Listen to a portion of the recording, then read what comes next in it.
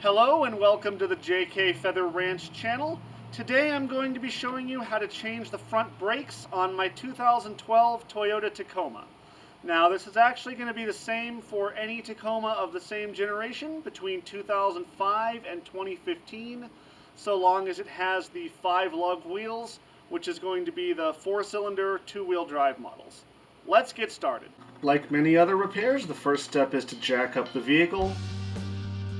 Set it down in a jack stand before the safety police see you. Pry off the center cap and remove the front wheel.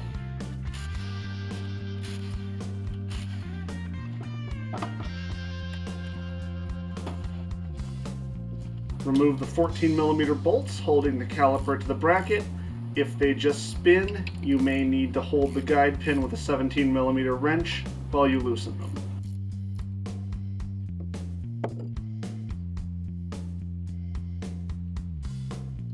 Once you remove one bolt, the weight of the caliper will shift to the other. You'll need to support it while you remove the second bolt. And set the caliper on top of the suspension so it's not hanging by the brake line. This will expose the brake pads, which you can remove.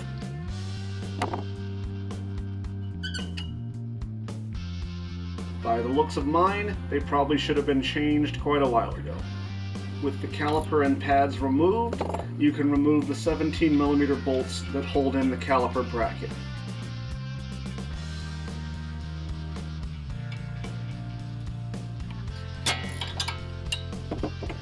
Again, you'll need to support the weight of the caliper while removing the second bolt and to make sure it doesn't fall.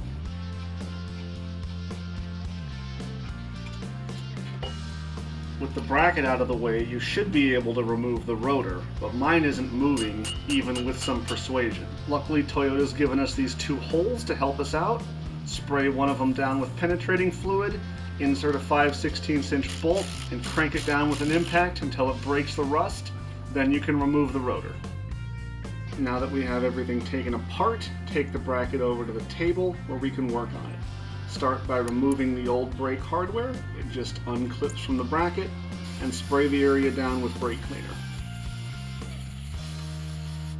Repeat the process on the other side.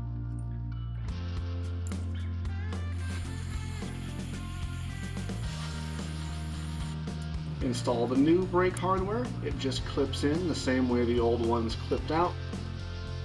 Flip the caliper over and repeat on the other side.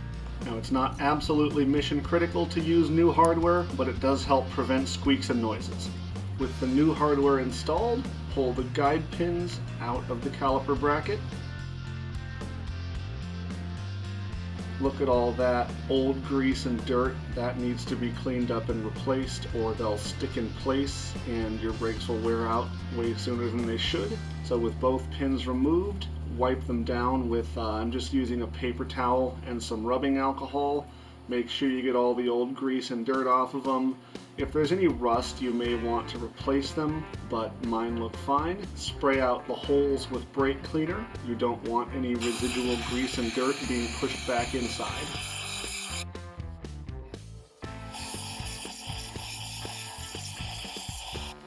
Apply silicone brake grease to the cleaned guide pins.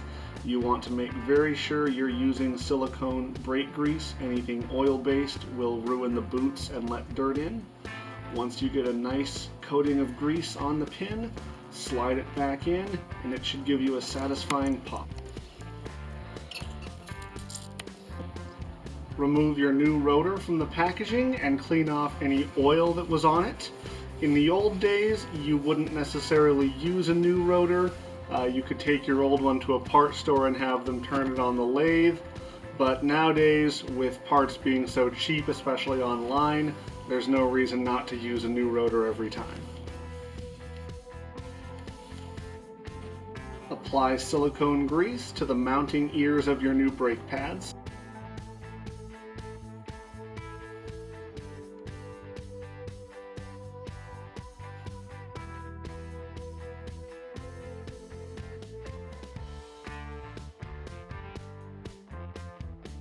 And don't forget to install the squealers. And now we can start putting everything back together. Install the new rotor.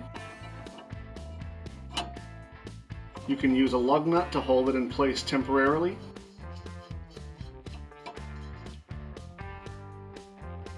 Reinstall the caliper bracket.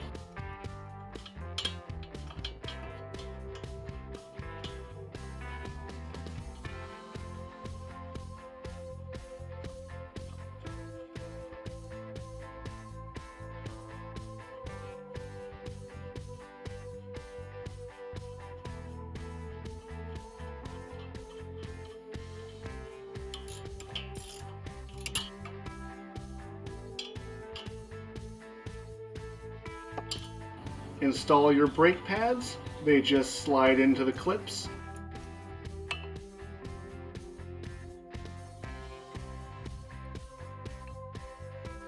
Use a C-clamp and one of your old brake pads to compress the caliper piston.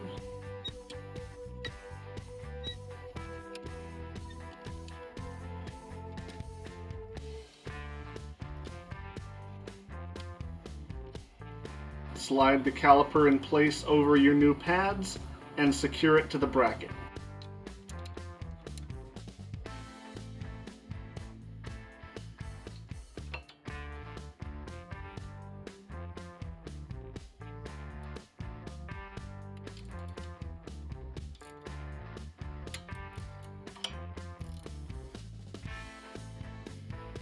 Reinstall the wheel. Remove the jack stand the safety police made you use.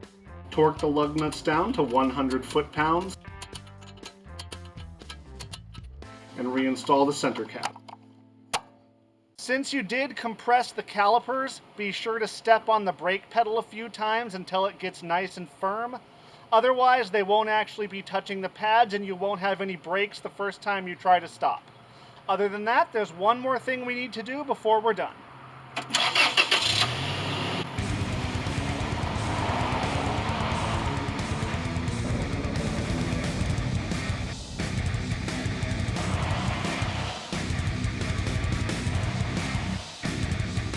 Get yourself up to a good speed, about 40 to 50 miles an hour or higher if you have a good enough road nearby, and make a few hard stops all the way down to 0. This will help the new pads and rotors bed into each other so they'll wear evenly and should prevent any funny noises, squeaks, or vibrations. And that's how you change the front brakes on a 2005 to 2015 Toyota Tacoma. If you found this video useful, please leave a like, and don't forget to subscribe for more videos.